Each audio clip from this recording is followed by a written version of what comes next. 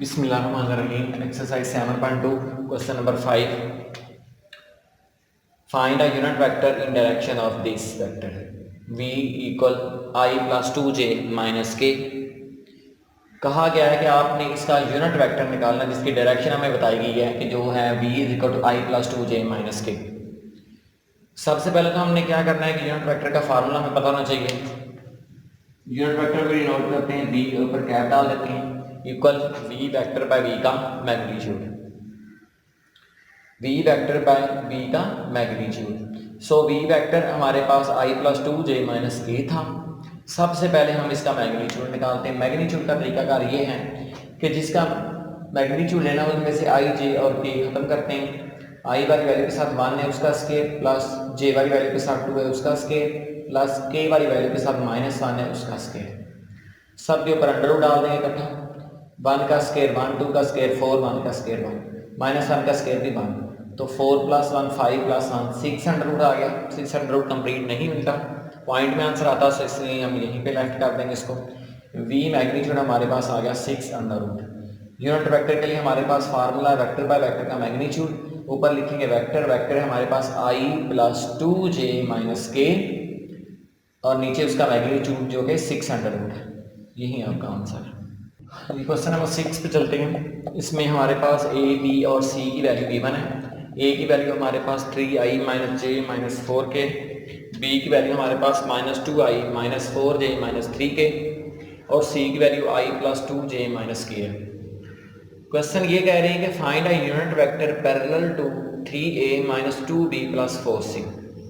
आपने एक unit vector find करना है जो कि पैरेलल किसके है, 3a minus 2b plus 4c। Parallel मतलब equal. 3a minus 2b plus 4c, हम इसको कोई एक वेक्टर का नाम देते हैं b का। अब a की जगह पे a वाली वैल्यू पुट कर दी, इसी तरह b की जगह पे b वाली और c की जगह पे हमने c वाली वैल्यू पुट कर दी। 3 को हमने इससे मल्टीप्लाई किया, 3 3 9, 3 1 3 3 4 12। इस तरह 2 को मल्टीप्लाई करना है और 4 को मल्टीप्लाई करना है।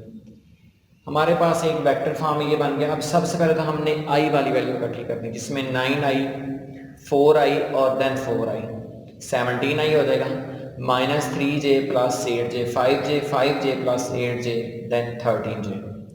उसके बाद -12k प्लस 6k -6k और -4 के आंसर आ जाएगा -10k। ये हमारे पास एक वेक्टर बन गया 3a minus 2b plus 4c वाला।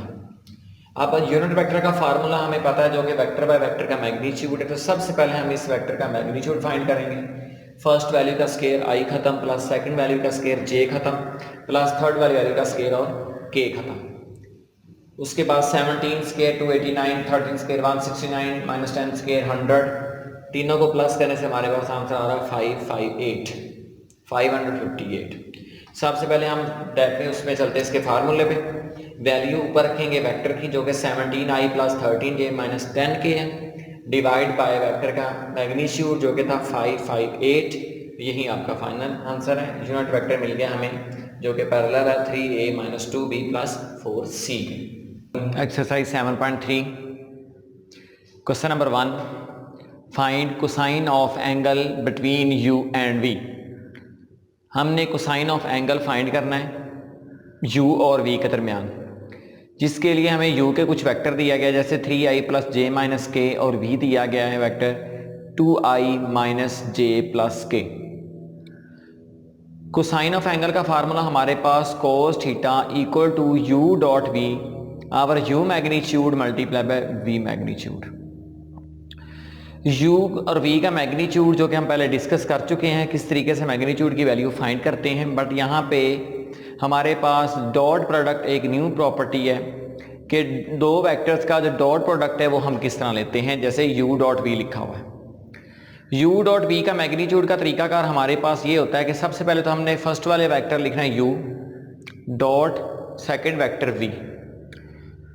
तो डॉट प्रोडक्ट की प्रॉपर्टी ये होती है हमारे पास i डॉट i जो होता है ये होता है 1 की इक्वल j डॉट j1 और k डॉट k भी 1। डॉट प्रोडक्ट में हम फर्स्ट वाली वैल्यू को फर्स्ट वाली से मल्टीप्लाई करते हैं, सेकंड वाली को सेकंड वाली के साथ और थर्ड वाली को थर्ड वाली के साथ। लेकिन जो अरेंजमेंट है वो i j और k फॉर्म में आनी चाहिए, पहले i फिर j और फिर k दोनों वेक्टर्स का। तो 3 2 6 i डॉट i यहाँ से एलिमिनेट हो जाएगा, उसके बाद जे डॉट जे भी एलिमिनेट और के डॉट के भी। इस तरह 3 टू द 6, 1 मल्टीप्लाई -1 और माइनस के मल्टीप्लाई बाई के क्या आ जाएगा हमारे पास -1। 3 टू द 6 आई खत्म, 1 मल्टीप्लाई -1 जे खत्म, -1 मल्टीप्लाई 1 के खत्म। 6 में से 2 निकाल देंगे तो 4 हमारे पास u डॉट बी आ जाएगा। अब हमने u का मैग्नीट्यूड लेना है, तो मैग्नीट्यूड के लिए हम फर्स्ट वाली वैल्यू का स्केयर प्लस सेकंड वाली वैल्यू का स्केयर और प्लस थर्ड वाली वैल्यू का स्केयर लिख लेंगे। इसी तरह 3 का स्केयर 9, 1 का स्केयर 1, -1 का स्केयर भी 1, 9 + 2 11 अंडर रूट हमारे पास आंसर आ जाएगा। इस तरह v मैग्नीट्यूड में हमारे पास 2 का स्केयर प्लस -1 का स्केयर प्लस 1 का स्केयर 4 + 1 + 1 6 अंडर रूट आंसर आ जाएगा। हमारे पास फार्मूला है कोसाइन ऑफ एंगल का cos theta equal to u dot v। u dot v हमारे पास 4 निकला था। अब u का मैग्नीट्यूड 11 मल्टीप्लाई v का मैग्नीट्यूड 6, 11 6 + 66 4/66 हमारे पास कोसाइन ऑफ एंगल आ गया बिटवीन u एंड v। यही आपका आंसर है। और पार्ट नंबर 2, 3 और 4 जो है वो सेम बिल्कुल ऐसे ही है। Question number 2 exercise 7.3 find the projection of a along b and b along a। हमने प्रोजेक्शन फाइंड करनी है a along b and b along a के। सबसे पहले हम प्रोजेक्शन देख लेते हैं। Projection of one vector upon an other vector, ये चीज़ होती क्या है। पेज नंबर 347 पे इसकी डेफिनेशन लिखी हुई है। In many physical applications it is required to know how much of a vector is applied along a given direction, कि कितनी मकदार में या हाउ मच कितना वेक्टर जो है ना वो एक गिवन डायरेक्शन में किसी दूसरे वेक्टर पे अप्लाई हो रहा है। फॉर इस purpose we find the projection of one vector along the other vector. अब हमारे पास इसके लिए 2 वेक्टर दिए गए, एक a दिया गया और एक b दिया गया। सबसे पहले तो a वेक्टर के अंदर आप देखें हमारे पास j नहीं है और b वेक्टर के अंदर देखें तो हमारे पास i नहीं है। तो जो वेक्टर की डायरेक्शन वहां से हमारे पास गायब होगी उसको हम एक कंप्लीट करेंगे। सबसे पहले तो a वेक्टर है i + 0 j - k, क्योंकि यहाँ पे j की वैल्यू नहीं है तो हम इसको इंक्लूड कर देंगे 0 j। इस तरह वेक्टर b में देखें तो हमारे पास वहां पे i की वैल्यू नहीं है, 0 i + j + k हो जाएगा। अब प्रोजेक्शन के फार्मूले हमारे पास है 2, a along b and b along a। a along b में हम a dot b by b का मैग्नीट्यूड लिखेंगे और b along a में a डॉट b और a का मैग्नीट्यूड लिख देंगे। तो सबसे पहले हमने क्या करना है, पेपर में इन दोनों में से कुछ एक भी पूछा जा सकता है, ज़रूरी नहीं है कि दोनों पूछे जाएंगे। b along a पूछा जा सकता है या a along b पूछा जा सकता है। सबसे पहले हम इन दोनों का डॉट प्रोडक्ट निकालेंगे, क्योंकि यहाँ पे भी हमें a डॉट b चाहिए और यहाँ पे भी a डॉट b चाहिए। a डॉट b का प्रोसेस क्वेश्चन नंबर 1 में डिस्कस हो चुका है, बट दोबारा देखते हैं।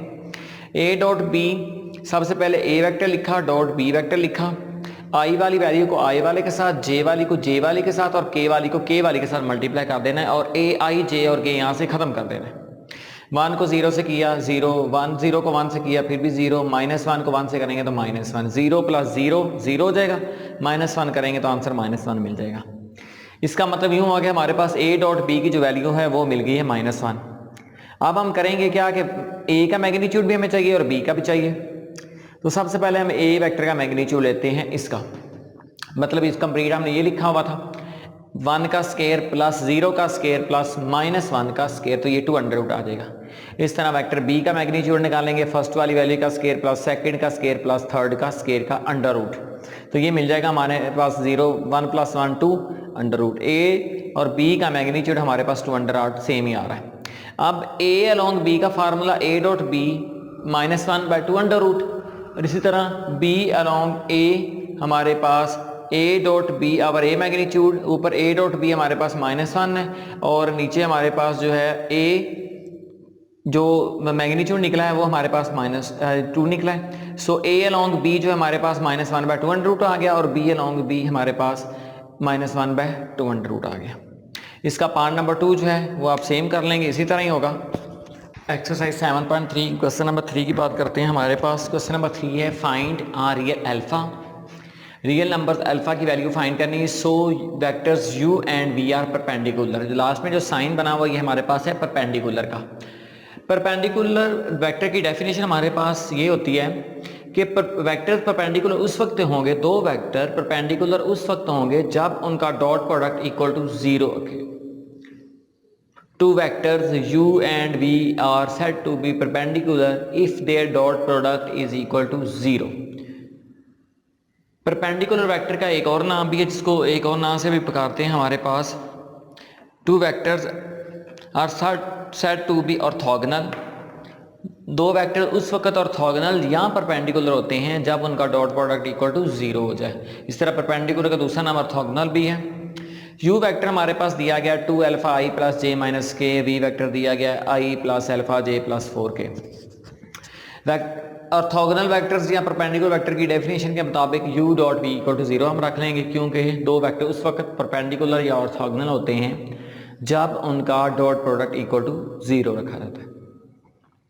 अब उन्होंने क्वेश्चन के शुरू में यही कहा दिया था कि हमारे पास दो वेक्टर्स ऑर्थोगोनल हैं या परपेंडिकुलर हैं, उनका मौजूद हैं, प्रूव नहीं हमने करने, लेकिन बट हमने वहां से अल्फा की वैल्यू फाइंड करनी। अगर आपसे ये कहा जाता है कि दो वेक्टर्स जो हैं वो प्रूव करेंगे परपेंडिकुलर हैं या नहीं है, तो आप सिंपली दोनों वेक्टर्स का डॉट प्रोडक्ट ले लेंगे। तो डॉट प्रोडक्ट लेने के बाद अगर आंसर 0 आ जाएगा तो वो परपेंडिकुलर या ऑर्थोगोनल होंगे, अगर नहीं आएगा तो वो परपेंडिकुलर या ऑर्थोगोनल नहीं होंगे। पर यहाँ पे ये शर्त है कि वो u and v orthogonal already हैं, बट हमने क्या करना है कि उनका अल्फा की वैल्यू फाइंड करनी है। So u dot v equal to 0, dot product same वैसे 2 alpha i plus J minus K dot i plus alpha j plus 4k equal 0 रखेंगे। फर्स्ट वाली वैल्यू को फर्स्ट वाली के साथ, सेकंड वाली को सेकंड वाले के साथ और फिर लास्ट वाली को लास्ट वाली के साथ मल्टीप्लाई कर देंगे। 2 alpha multiply 1 2 alpha, 1 multiply by alpha alpha, minus 1 multiply 4 minus 4 equal 0 रख देंगे। i j और k खत्म हो जाएगा, डॉट प्रोडक्ट प्रॉपर्टी लग रही है। 2 alpha plus alpha 3 alpha minus 4 equal 0, ये माइनस 4 तो जाकर प्लस हो जाएगा और ये 3 मल्टीप्लाई हो रहा नीचे आके डिवाइड हो जाएगा। सो अल्फा की वैल्यू निकल आएगी 4/3, जो कि हमने फाइंड करनी थी। इसी तरह इसका पार्ट नंबर 2 है, उसमें भी हमने अल्फा की वैल्यू फाइंड करनी है।